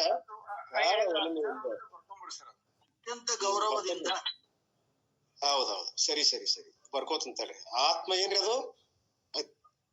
ಆತ್ಮ ಅತ್ಯಾದರದಿಂದ, ಅತ್ಯಾದರದಿಂದ. ಆಯ್ತ್ರಿ, ಆಯ್ತಾಯ್ತು. ಒಪ್ಪದಳು ಸಭೆಯಿಂದ ಸಂಗತವಾದ ಹೊರಡಿಸಿದ ರಾಯಸದವೂಲು ಛತ್ರದ ಹಾಗೆ ರಾಜನ ಹುಕುಮಿನಂತೆ. ರಾಯಸದ ಊಲು ಅಂದ್ರ ರಾಜ ಹುಕುಂ ಮಾಡ್ತಾನ. ಆ ಪ್ರಕಾರ ಯಾರ ರಾಜ ಹುಕುಂ ಮಾಡಿದ ಮೇಲೆ ಎಲ್ಲರೂ ಕೇಳಲೇಬೇಕಾಗ್ತದ. ಆಜ್ಞೆ, ಅದು ಕಟ್ಟಾಜ್ಞೆ, ಪಾಲಿಸಿದ್ರೆ ದಂಡದ. ಹಂಗಂತ ತಿಳ್ಕೊಂಡು ಕೊನೆ ಮಾತು ಹೇಳಿದ್ರ ಅವ್ರು. ಅದನ್ನ ಹೇಳ್ತಾರೆ ಇಲ್ಲಿ ತಾತ್ಪರ್ಯದೊಳಗೆ ನೋಡ್ರಿ. ರಾಜನು ಪ್ರಜರಿಗೆ ಯಾವುದೊಂದು ವಿಷಯವನ್ನು ತಿಳಿಸುವುದಕ್ಕಾಗಿ ತನ್ನ ಸೇವಕನಿಂದ ಕಾಯ್ದೆ ಪತ್ರವನ್ನು ಕೊಟ್ಟು ಕಳಿಸುತ್ತಾನೆ. ಆ ಸೇವಕನು ಪತ್ರವನ್ನು ಪ್ರಜರಿಗೆ ಕೊಡುತ್ತಾನೆ. ಪ್ರಜರು ಪೂಜ್ಯ ಬುದ್ಧಿಯಿಂದ ಪತ್ರಕ್ಕೂ ಏನ್ರಿ ಅದು ಅಲ್ಲಿ ಹೋಗೈತಿ, ಸೇವಕನಿಗೂ ಮಾನ್ಯ ಮಾಡದೆ ಹೋದರೆ, ಆ ಪತ್ರಕ್ಕ ಸೇವಕ ಮಾನ್ಯ ಮಾಡದೆ ಹೋದರೆ ರಾಜನಿಂದ ದಂಡಕ್ಕೂ ಶಿಕ್ಷೆಗೂ ಪ್ರಜರು ಹೇಗೆ ಪಾತ್ರರಾಗುವರು? ಅದರಂತೆ ಪರಮಾತ್ಮನೆಂಬ ರಾಜನಿಂದ ಶ್ರುತಿ ಸ್ಮೃತಿ ಕಾಯ್ದೆ ಪ್ರಕಾರ ಈ ಗ್ರಂಥವೆಂಬ ಪತ್ರವು ನನ್ನ ಮೂಲಕ ಕಳಿಸಲ್ಪಟ್ಟಿದೆ. ನೋಡ್ರಿ ಎಷ್ಟ ಎಲ್ಲಿಂದ ಬಂದೈತಿ? ಪರಮಾತ್ಮನಿಂದ ಬಂದೈತಿಪ್ಪ ಇದು ಪತ್ರ. ಪರಮಾತ್ಮನ ರಾಜ ಇಲ್ಲಿ ಏನು ಕಾಯ್ದೆ ಮಾಡ್ಯಾನವ? ಶ್ರುತಿ ಸ್ಮೃತಿ ಕಾಯ್ದೆ ಇದೆಲ್ಲರಿಗೂ ತಲುಪಾಸಕ್ಕಾಗಿ ಪತ್ರ ಕೊಟ್ಟು ಕಳಿಸ್ಯಾನೆ. ಯಾವ ರೀತಿ ಒಬ್ಬ ರಾಜ ಏನು ಕಾಯ್ದೆ ಪಾಸ್ ಮಾಡ್ಬೇಕಾಗಿತ್ತು ಅಂದ್ರೆ ಒಂದು ಪತ್ರವನ್ನ ಸೇವಕನ ಮುಖಾಂತರ ಕಳಿಸ್ತಾನ, ಡಂಗರ ಹೊಡಿಸ್ತಾನ. ಇಲ್ಲಂದ್ರ ಅದನ್ನ ಎಲ್ಲರೂ ಪಾಲಿಸಲೇಬೇಕು. ನಾವು ಸಂಸತ್ನಿಂದ ಏನಾದ್ರೂ ಒಂದು ಕಾಯ್ದೆ ಪಾಸ್ ಆಗ್ತಂದ್ರೆ ಎಲ್ಲರೂ ಪಾಲಿಸ್ಬೇಕು. ನಾಳೆ ಕುರಾನದೊಳಗ ಕೊರೋನಾ ಬಂತಂದ್ರೆ ಎಲ್ಲರೂ ಮನೆಯೊಳಗ ಇರ್ಬೇಕು. ಕಟಿಬಂದ್ ಮಾಡಿದ್ರೆ ಎಲ್ಲರೂ ಒಳಗ ಇರ್ಬೇಕು. ಹಾಗೆ ಒಂದು ಆರ್ಡರ್ ಇದು. ಹಂಗ ತಿಳ್ಕೊಡ್ರಿ. ರಾಜನಿಂದ ಶ್ರುತಿ ಸ್ಮೃತಿ ಕಾಯ್ದೆ ಪ್ರಕಾರ ಈ ಗ್ರಂಥ ಎಂಬ ಪತ್ರವು ನನ್ನ ಮೂಲಕ ಕಳಿಸಲ್ಪಟ್ಟದ. ಇದನ್ನ ಎಲ್ಲರೂ ಮಾನ್ಯ ಮಾಡ್ತಕ್ಕದ್ದು ಮತ್ತು ಪೂಜ್ಯ ಬುದ್ಧಿಯಿಂದ ಶ್ರವಣ ಮಾಡತಕ್ಕದ್ದು. ಬಹಳ ಆದರದಿಂದ ಪಾಲಿಸ್ತಾರ ರಾಜರ ಆಜ್ಞೆಯನ್ನ. ಅದ್ರಾಗ ಒಂದ್ ಒಳ್ಳೇದ್ ಇರ್ತದ, ಹಿತ ಇರ್ತದ ಅಂತ. ಹಾಗೆ ಇಲ್ಲಿ ಶ್ರವಣ ಮಾಡ್ಬೇಕು, ಅದು ನಿಮಗೆ ಹಿತ ಆಗ್ತದ. ಮಾಡದೆ ಹೋದ ಪಕ್ಷದಲ್ಲಿ ನೀವು ಅದನ್ನ ಆಜ್ಞೆ ಪಾಲಿಸಿದ್ರೆ ಬಹಳ ಚಲೋ. ಇಲ್ರಿ ನಾವ್ ಯಾಕೆ ಪಾಲಿಸ್ಬೇಕಂದ್ರ ಮೈದಾನ ತಯಾರದ ನೋಡ್ರಿ. ಇಲ್ಲಿ ಮುಂದ 84 ಲಕ್ಷ ಯೋನಿ ರೂಪ ಕಾರಾಗೃಹದಲ್ಲಿ ವಾಸವಾಗುವ ಶಿಕ್ಷೆಯನ್ನು ಅನುಭವಿಸಬೇಕಾಗುತ್ತದೆ. ಹೊರಗ ಮೈದಾನ ತಯಾರದ ಜನನ ಮಣ ರೂಪ ಸಂಸಾರದಲ್ಲಿ ಆ ಕಾರಾಗೃಹದೊಳಗೆ ಬಂದಿ ಆಗ್ಬೇಕಾಗ್ತದ, ಶಿಕ್ಷೆ ಅನುಭವಿಸ್ಬೇಕು. ಆದ್ದರಿಂದ ನಾನು ಮಾಡಿರುವ ಈ ಗ್ರಂಥವನ್ನು ತಿರಸ್ಕರಿಸಿದರೆ ಏನಾಗ್ತದೆ? ಅವ ದುಃಖಗಳಾಗುವರೆಂಬ ದುಃಖಿಗಳಾಗ್ತೀರಿ ಎಲ್ಲ ಜನ ನಮ್ಮ ರೂಪದಿಂದ ಸಂಸಾರದಿಂದ ಬಿಡುಗಡೆ ಆಗುವುದಿಲ್ಲ. ಮೋಕ್ಷ ಅನ್ನೋದು ಕನಸಿನ ಮಾತಾಗ್ತದ. ನಾ ಏನ್ ಹೇಳೇನು ಈ ಆಜ್ಞೆನ ಹೊಲಿಸೇನಿ. ಶ್ರುತಿ ಸ್ಮೃತಿ ಎಲ್ಲ ಇವನ್ನೆಲ್ಲ ಒಂದು ಸರಿಯಾಗಿ ಇದನ್ನ ತಿಳ್ಕೊಡ್ರಿ, ಶ್ರವಣ ಮಾಡ್ರಿ ಅಂತ ಹೇಳೇನ್ ನಾನು. ಒಂದ್ ನೀವು ಮಾಡದ ಹೋದ್ರಿ ಯಾರ್ ತಪ್ಪದು? ಅದ್ರ ಶಿಕ್ಷೆ ನನಗಾಗೋದಿಲ್ಲ, ನಿಮಗಾಗ್ತದ. ಬಳಿಕ ತಾವು ಮಾಡಿದ ಗ್ರಂಥವು ಸ್ವಾರ್ಥಕವೇ ಇರ್ಲಿ ಗುರುಗಳೇ, ನೀವು ಮಾಡಿದ ಗ್ರಂಥ ಸ್ವಾರ್ಥಕ್ಕೇನೋ ಸರಿ, ಓಕೆ. ಆದರೂ ತಾವು ಗುರು ಪರಂಪರಾ ಸಂಪ್ರದಾಯಕರಲ್ಲದ್ದರಿಂದ ಯೋಗ್ಯವಲ್ಲೆಂದು ಶಂಕೆಯನ್ನು ಮಾಡಿದ್ರೆ ಹೇಳುತ್ತಾರೆ. ಗುರುವೇ, ಒಂದು ಲೆಕ್ಕ ತಪ್ತದೆ ಇಲ್ಲಿ ನೀವು ಮಾಡಿದ್ರು. ನೀವು ಗುರು ಸಂಪ್ರದಾಯದಿಂದ ಬಂದವರಲ್ಲ, ಆದ್ರಿಂದ ಇದು ಯೋಗ್ಯ ಆಗೋದಿಲ್ರಿ. ಎಲ್ಲಾ ಗುರು ಪರಂಪರೆಯಿಂದ ಅದು ಮೊದಲಿಂದ ಬಂದಿರ್ಬೇಕದು. ಆ ಪರಂಪರೆಯೊಳಗೆ ಬಂದವ್ರ ಅಡ್ಡಿ ಇಲ್ಲ. ನೀವೇನ್ರಿ ಈಗ ನಡಕ್ ಬಂದಿರಿ, ಈಗ ಹೇಳ್ಕೊಂತ ಹೊಂಟ್ರಿ, ಆಜ್ಞೆ ಮಾಡಕತ್ತೀರಿ, ಇದು ಗುರು ಸಂಪ್ರದಾಯಕ್ಕೆ ವಿರೋಧ ಅದ ಅಂತ ನೀವೇನ್ರ ಜಾರಿ ಕಡ್ತಾ ನೀವು ಸಂಶಯ ಮಾಡಿದ್ರ ಶಂಕೆ ಮಾಡಿದ್ರ ಹೇಳ್ತಾರ. ನೋಡ್ರಿ ಎಷ್ಟ್ ಚಂದ ಹೇಳ್ಯಾರ ಕೊನೆ ಪದ್ಯದೊಳಗ. ಈ ವಿಶೇಷವಾದದ್ದು ಏನಿಲ್ಲ ಪ್ರಶ್ನೆ ಉತ್ತರದೊಳಗ, ಅದ್ರಾಗ ಏನು ವಿಷಯ ಬರುದಿಲ್ಲ. ಗುರುಬೋಧೆಯಂ ಪರಾತ್ಪರವಪ್ಪೋ ಚಿತ್ತ ತನ್ನಿರವೆಂದು ನಿಜವ ನರಿದ ನಿಜ ಗುಣಯೋಗಿ ವಿರಿಚಿಸದ ನೀ ಕೃತಿಯ ನಿಲ್ಲಿ. ಈ ಪ್ರಕಾರ ಪ್ರಕರಣ ಸ್ಥಿತಿ ನಿರೂಪಣೆಯ ಸೂತ್ರ 2ಕ್ಕೆ ತ್ರಿಪದಿ 22 ಟೀಕಾ ಓದ್ಬಿಡ್ತದೆ. ಗುರುಬೋಧೆಯು ಶ್ರೀ ಸದ್ಗುರುಗಳ ಉಪದೇಶದಿಂದ ಪರಾತ್ಪರವಪ್ಪು ಎಲ್ಲಕ್ಕೂ ಬೇರೆಯಾಗಿ ಶ್ರೇಷ್ಠವಾಗಿರುವಂತ ಚಿದ್ರೂಪವೇ ತನ್ನಿರವೆಂದು ತನ್ನ ಸ್ವರೂಪವಾಗಿರುತ್ತದೆ ಎಂದು ಯಾರು ಹೇಳ್ತಾರೆ? ನಿಜವನರಿದ ನಿಜ ಗುಣಯೋಗಿ, ತನ್ನ ನಿಜವನ್ನ ಬಲ್ಲಂತ ಶ್ರೀಮನ್ ನಿಜಗುಣ ಶಿವಯೋಗಿಗಳು ಯಾರು ಹೇಳಾಕ್ತಾರೆ ಇದನ್ನು? ಸದ್ಗುರುಗಳ ಉಪದೇಶದಿಂದ ಎಲ್ಲಕ್ಕೂ ಶ್ರೇಷ್ಠವಾದಂತ ಆ ಚಿದ್ರೂಪದ ಇರು ಏನದಲ್ಲ, ಅದು ನಮ್ಮ ಸ್ವರೂಪದ ಅಂತ ಯಾರು ಹೇಳಾಕತ್ತಾರ? ನಿಜವನ್ನ ಬಲ್ಲಂತ ಶ್ರೀಮನ್ ನಿಜಗುಣ ಯೋಗಿಗಳು. ಇಲ್ಲಿ ಈ ಕೃತಿಯನ್ನು ವಿರಚಿಸಿದನು, ಈ ಲೋಕದಲ್ಲಿ ಈ ಕಾಯವನ್ನು ಮಾಡಿದನು. ಬೋರ್ಡ ಹಾಕಿಬಿಟ್ರು. ಪರಾತ್ಪರ ಚಿತ್ತು ತನ್ನ ಇರವು, ಪರಾತ್ಪರವಪ್ಪ ಚಿತ್ತು ತನ್ನ ಇರವೆಂದು. ಈ ಪ್ರಕಾರ ಯಾವ ಸ್ಪೆಷಲ್ ಡಾಕ್ಟರ್ಗಳು ಇರ್ತಾರ, ಅವ್ರು ಬೋರ್ಡ್ ಬರೆಯಲೇ ಬೇಕಾಗ್ತದೆ. ಡೆಂಟಲ್ ಸ್ಪೆಷಾಲಿಸ್ಟ್, ಗೈನೋಕಾಲಜಿಸ್ಟ್, ಹಿಂಗ ಹಾರ್ಟ್ ಸ್ಪೆಷಾಲಿಸ್ಟ್, ಐ ಸ್ಪೆಷಾಲಿಸ್ಟ್, ಹಿಂಗೆಲ್ಲ ಹೇಳ್ದು ENT ಸ್ಪೆಷಾಲಿಸ್ಟ್. ಇವೆಲ್ಲ ಯಾಕೆ ಹೇಳ್ತಾರಂದ್ರ ಅವು ಗಿರಾಕಿಗಳು ಬಂದ್ ಅಲ್ಲಿ ನೇರವಾಗಿ ಬರ್ತಾರ. ಹಂಗಿಲ್ಲಿ ಮೋಕ್ಷದ್ದು ಫಲಕ. ನೇರವಾದಂತ ಮೋಕ್ಷದ ಅಭಿಲಾಷೆ ಇದ್ದವರು ಅವರು ನಿಜಗುಣ ಯಾರು ಇದ್ರ ಬಗ್ಗೆ ಬೋರ್ಡ್ ಹಾಕ್ಯಾರ? ನಿಜಗುಣ ಶಿವಗಳು ಬೋರ್ಡ್ ಹಾಕ್ಯಾರ. ಶ್ರೇಷ್ಠವಾಗಿರುವಂತ ಪರಾತ್ಪರ ಚಿತ್ತು ತನ್ನ ಇರವೆಂದು ಹೇಳ್ತಕ್ಕಂತ ಬೋರ್ಡ್. ನಿನ್ ಇರೋ ಏನ್ ಬ್ಯಾರೆ ಅಲ್ಲಿ ಹೋಗಿ ಅದನ್ನ ಬಿಟ್ಟ ಅಂತ ಬೋರ್ಡ್, ಸ್ಪೆಷಲ್ ಬೋರ್ಡ್ ಇದು. ನಿನ್ ಎರವನ್ನ ನೇರವಾಗಿ ಅವರು ಎರವನ ಒಂದು ಸ್ವರೂಪವನ್ನ ತಿಳಿಸಿಕೊಡುವಂತ ನೇರ ಶ್ರುತಿವಾಣಿಗಳನ್ನ ಹೇಳ್ತಕ್ಕಂತ ಯಾರಾದ್ರೂ ಗುರುಗಳಿದ್ರ ಅವ್ರು ಯಾರು? ಶ್ರೀಮನ್ ನಿಜಗುಣ ಶಿವಯೋಗಿಗಳು ಅನ್ನುವಂಥದ್ದನ್ನ ಡಂಗುರ ಸಾರಿ ಬಿಟ್ರಿ ಅವರು. ಇದು ವೇದಾಂತ ಡಂಗುರ. ಓದ್ತೇನೆ ನೋಡ್ರಿ. ನಿರಾಭಾರಿ ಸದ್ಗುರುವಿನ ಉಪದೇಶದಿಂದ ದೇಹ, ಇಂದ್ರಿಯ, ವಿಷಯ, ಮನಸ್ಸು, ಬುದ್ಧಿ, ಮಹತು, ಅವ್ಯಕ್ತ ಪುರುಷ ಇವುಗಳು ಒಂದಕ್ಕಿಂತ ಒಂದು ಪರ ಅಂದ್ರೆ ಶ್ರೇಷ್ಠವಾಗಿ ಎಲ್ಲಕ್ಕೂ ಪರಾತ್ಪರರಾದವರು ಯಾರು? ಪುರುಷ. ಅಂದರೆ ಶರೀರ ರೂಪ ಪುರಗಳಲ್ಲಿ ವಾಸ ಮಾಡುವುದರಿಂದ ನಿರ್ವಿಕಾರವಾದ ಕೂಟಸ್ಥಾತ್ಮನೇ ಪುರುಷ ಎಂದು ಹೇಳಲ್ಪಡುತ್ತಾನೆ.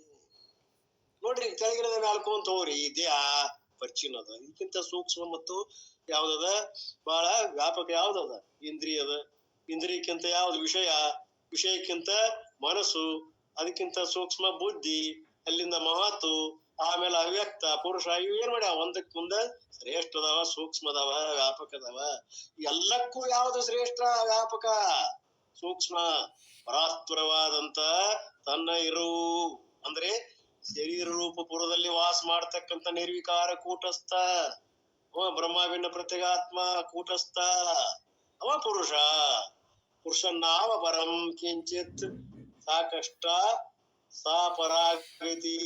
ಈ ಪುರುಷನು ಎಲ್ಲಕ್ಕೂ ಅಧಿಷ್ಠಾನನು ಶ್ರೇಷ್ಠನೂ ಆಗಿದ್ದಾನೆ. ಎಲ್ಲದಕ್ಕೂ ಅಧಿಷ್ಠಾನ ಯಾರದಾರ? ಇವ ಪುರುಷ. ಇವನಿಗಿಂತ ಹೆಚ್ಚಿನದು ಯಾವುದೂ ಇಲ್ಲ. ಶ್ರೇಷ್ಠಕ್ಕೂ ಶ್ರೇಷ್ಠ ಯಾರದಾರ? ಇದ ಪುರುಷದಾನೆ. ಇಂಥ ಚಿದ್ರೂಪವೇ ತಾನೆಂದು ಅಪ್ರೋಕ್ಷ ಜ್ಞಾನವುಳ್ಳಂತಹ ಶ್ರೀಮನ್ ನಿಜಗುಣ ಯೋಗಿಗಳು ಈ ಕಾವ್ಯವನ್ನು ರಚಿಸಿರುತ್ತಾರೆ. ಅದು ಪರಾತ್ಪರವಪ್ಪ ಶ್ರೇಷ್ಠಕ್ಕೂ ಶ್ರೇಷ್ಠವಾದ ಚಿದ್ರೂಪವೇ ತನ್ನಿರು ಅನ್ನುವಂಥದ್ದನ್ನ ಯಾರು ಹೇಳ್ಬೇಕು? ಅಪ್ರೋಕ್ಷ ಜ್ಞಾನ ಉಳ್ಳವ್ರು ಹೇಳ್ಬೇಕಲ್ಲ. ಅವ್ರು ಯಾರದಾರ? ಶ್ರೀಮನ್ ನಿಜಗುಣ ಯೋಗಿಗಳು. ನೋಡ್ರಿ, ನಿಜವನರಿದ ನಿಜ ಯೋಗಿ ಎಷ್ಟು ಅಭಿಮಾನದಿಂದ ಹೇಳ್ತಾರ್ರಿ. ಅಹಂಕಾರ ಆತನ ಅವ್ರಿಗೆ? ಇಲ್ಲ. ಅಷ್ಟೊಂದು ಅವ್ರ ಬಗ್ಗೆ ಎದೆ ತಟ್ಟು ಹೇಳ್ತಕ್ಕಂಥ ತಾಕತ್ತದ ಅಂತ ತಿಳ್ಕೊಬೇಕು. ಅದು ಯಾರಿಗ್ ಬರ್ತದ? ಮೋದಿ ಅಂತವ್ರಿಗೆ ಬರ್ತದ. ಇವತ್ತು ಇವ್ರನ್ನ ಪಾಕಿಸ್ತಾನ ಸೆದೆ ಬಡತಕ್ಕಂತ ಶಕ್ತಿ, ಆತಂಕಿಗಳನ್ನ ನೇರವಾಗಿ ಹೊಡೆದು ಹಾಕುವಂತ ತಾಕತ್ ಯಾರಿಗಿತ್ತು? ಮೋದಿ ಅವರಿಗಿತ್ತು. ಇಲ್ಲಿ ಒಟ್ಟ 70 ವರ್ಷ ಆಳಿದ್ರಲ್ಲ, ಅವ್ರು ಯಾರಾದ್ರೂ ಮಾಡಿದ್ರ? ಎಷ್ಟು ಯುದ್ಧ ಅದು? ಪುಲ್ವಾಮಾ ಯುದ್ಧ, ಸಾಕಟ್ಟಾದ ಯುದ್ಧಗಳು ಇಲ್ಲಿವರೆಗೆ 15-20 ಯುದ್ಧ ಆಗ್ಯಾವ. ಏನು ಆಕ್ಷನ್ ತಗೊಳಿಲ್ಲ. ಈಗ ಇವರು ಏನ್ ಮಾಡಿದ್ರು? ಸಹನ ಆಗ್ಲಿಲ್ಲ, ಇವರಿಗೆ ಅನ್ಯಾಯ ಸಹಸಕ್ ಆಗೋದಿಲ್ಲ. ಅದು ದೌರ್ಬಲ್ಯದ ಪ್ರತೀಕ. ಹೊಡೆದ್ ಹಾಕ್ರಿ ಅಂತ ಹೇಳಿದ್ರು. ಸೈನಿಕ ಸ್ವತಂತ್ರತೆ ಕೊಟ್ರು. ಹೊಡ್ರಿ, ನಂಗೆ ವಿಶ್ವಾಸ. ಹೋಗಿ ವಾಯು ನೆಲೆ ಇದನ್ನ ಎಲ್ಲ ದೋಷ ಮಾಡಿ ಬಂದ್ಬಿಟ್ರು. ಏನ್ ಮಾಡ್ತೀರಿ? ಉಗ್ರರ ನೆಲೆಗಳನ್ನ 14 ನಾಶ ಮಾಡಿ ಬಂದ್ರು. ಇಡೀ ಜಗತ್ತಿಗೆ ಸಾರ ಹೇಳಕ್ ಹೊಂಟಾರೆ, ನಮ್ಮ ತಾಕತ್ತು ನೋಡ್ರಿ ಇದನ್ನ ಅಂತ. ಇದು ಬೇಕು, ಗಂಡೆದೆ. ಇಂಥ ತಾಕತ್ತು ನಿಜಗುಣ ಯೋಗಿ ಅದ ಅಂತ ಅರ್ಥ. ಶ್ರೀಮನ್ ನಿಜಗುಣ ಯೋಗಿಗಳು ಈ ಕಾಯವನ್ನ ನಿಜವನ ಇರಿದ ನಿಜ ಯೋಗಿ ಅದೆಲ್ಲ ಬರ್ತದ. ಚಿದ್ರೂಪವೇ ತಾನೆಂದು ಅಪ್ರೋಕ್ಷ ಜ್ಞಾನ ಉಳ್ಳವರು ಯಾರು? ಈ ನಿಜಗುಣ ಶಿವಗಳು ಎದೆ ತಟ್ಟಿ ಹೇಳಕತ್ತಾರ. ಅವರೇ ಈ ಕಾವ್ಯ ರಚಿಸ್ಯಾರಪ್ಪ. ಆದ್ದರಿಂದ ಈ ಗ್ರಂಥವು ಗ್ರಹಿಸಲಿಕ್ಕೆ ಯೋಗ್ಯವಾಗಿದೆ. ನೋಡ್ರಿ, ಈ ಗ್ರಂಥ ಸಾಮಾನ್ಯ ಅಲ್ಲ. ಇವು ಅಪ್ಪನ ಸಾಮಾನ್ಯ ಅಲ್ಲ. ಯಾವುದು? S-400 ಎಷ್ಟು ಕ್ಷಿಪಣಿಗಳನ್ನ ನಾಶ ಮಾಡಿ, ಏಕಾಲಕ್ಕೆ 400 ಕ್ಷಿಪಣಿಗಳನ್ನ ನಾಶ ಮಾಡುವಂತ ತಾಕತ್ ರಷ್ಯಾದಿಂದ ತರಿಸಿದ್ರು. ನೋಡ್ರಿ, ಅಂತ ಉಳ್ಕೊಂಡಿ ನಾವೆಲ್ಲ ಭಾರತೀಯರು. 100 ಕಡೆ ಗುರಿ ಇತ್ತು ಅವ್ರದ್ದು. ಅಮೃತ್ಸರದ ಹಿಡ್ಕೊಂಡು ಎಲ್ಲಾ ಕಡೆ ಅವೆಲ್ಲ ನಾಶ ಆಗಿ ಹೋಗ್ತಿದ್ವು. ಅದಿಲ್ರಿಲ್ಲ ಅಂದ್ರ ಅಂತ ಒಂದು ಇದನ್ನ ತರಿಸಿ ಅದನ್ನ ನಾಶ ಮಾಡಿಸಿದ್ರು. ಏಕಾಲಕ್ಕೆ 300-400 ಕ್ಷಿಪಣಿಗಳನ್ನ ದಾಡ್ ಹಾಕ್ತು. ಉಳ್ಕೊಂಡಿವ್ ನಾವೆಲ್ಲ. ಅಂತ ಪ್ರಿಕಾಷನ್ ನೋಡ್ರಿ, ಮುನ್ನೆಚ್ಚರಿಕೆ ಕ್ರಮ ಮೋದಿ ಅವರದು. ಇನ್ನೂ ಅಂತ ಅದ್ಭುತವಾದಂತ ಇವು ಕ್ಷಿಪಣಿಗಳನ್ನ ತರಸಾಕತ್ತಾರೆ. ನೋಡ್ರಿ, ಮತ್ತೊಂದು ಬರುದದ ಈಗ ಇರ್ಲಿ. ಹಾಗೆ ಇವರು ನಿಜಗುಣ ಯೋಗಿಗಳು ಸಾಮಾನ್ಯ ಅಲ್ಲ. ಇವರು ಶ್ರುತಿಯ ತಾತ್ಪರ್ಯವನ್ನ ನಮ್ಮ ಅನುಭವಕ್ಕೆ ಬರುವಾಗಿ ಹೇಳ್ತಕ್ಕಂತ ನಿಜವಾದ ಕಲೆ ಯಾರಲ್ಲಿ ಅದ ಅಂದ್ರ ಸ್ಪೆಷಾಲಿಸ್ಟ್ ನಿಜಗುಣ ಯೋಗಿಗಳಲ್ಲಿ ಅದ. 4000 ಗ್ರಂಥಗಳನ್ನ ಅಭ್ಯಾಸ ಮಾಡಿ ಅವರು ಅದ್ರಲ್ಲಿರುವಂತ ರಸವನ್ನ ಏರಿ ನಮಗ ಇಲ್ಲಿ ನೀಡಾಕತ್ತಾರ ಅಂದ್ರ ನಮ್ಮಂತ ಪುಣ್ಯ ಯಾರಿಗದ? ಪುಣ್ಯಶಾಲಿಗಳು. ಹೀಗೆ ಅನೇಕ ವಿಷಯಗಳು ಬರ್ತಾವ. ಇನ್ನು ಮುಂದೆ ಶಂಕಾ ಸಮಾಧಾನ ಅದಾವ, ಸ್ವಲ್ಪ ಕಠಿಣ ಅದಾವ. ಅವುಗಳನ್ನ ನಮ್ಮ ಗುರುಗಳು ಈ ಒಂದು ಮುಂದಿನ ಸೂತ್ರದಲ್ಲಿ ಹೇಳ್ತಾರ. ಅದು ಇಲ್ಲಿಗೆ ಪ್ರಕರಣ ಸ್ಥಿತಿ ನಿರೂಪಣೆ ಸೂತ್ರ 2 ಅಧ್ಯಾಯ 22ಕ್ಕೆ ಮುಗೀತದ. ಇನ್ನೊಂದು ಸ್ವಲ್ಪ ಅದ. ಅದು ಶಂಕಾ ಸಮಾಧಾನ ಒಂದ್ ಶಂಕಾ ಒಂದ್ ಸಮಾಧಾನದ ಟೈಮ್ ಆಯ್ತು. ಅದನ್ನ ನಾಳೆ ಗುರುಗಳು ಇನ್ನಷ್ಟು ಇದ್ರಲ್ಲಿ ಏನಾದ್ರು ಉಳಿದ್ರ ಸರಿಪಡಿಸಿ ನಮಗೆ ಇನ್ನಷ್ಟು ತಿಳಿ ಹೇಳ್ತಾರ. ಏನಾದ್ರು ದೋಷಗಳಾದ್ರ ತಾವು ಯಾರು ಪುಣ್ಯವಂತರು ಅದನ್ನ ಏನ್ ಮಾಡ್ಬೇಕು?